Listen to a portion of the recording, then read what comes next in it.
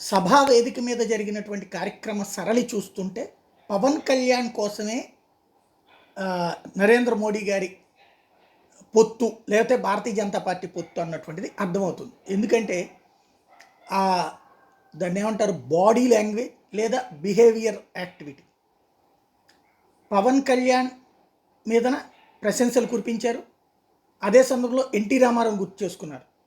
చంద్రబాబు నాయుడు పవన్ కళ్యాణ్ ఇద్దరూ కోరుకున్నారు రాష్ట్ర వికాసం, అందుకోసం అన్నారు తప్పించి, అంటే పవన్ కళ్యాణ్ లీడ్ రోల్ తీసుకున్నారు.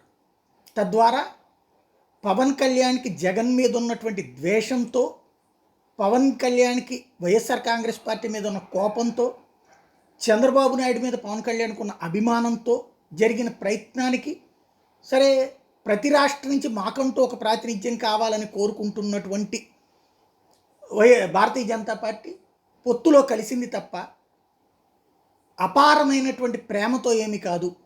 ఒక రకంగా చెప్పాలంటే ఆ ఇద్దరి సమన్వయానికి కారణం పవన్ కళ్యాణ్ అన్నటువంటిది ఇవాళ వేదిక సాక్షిగా కనబడింది.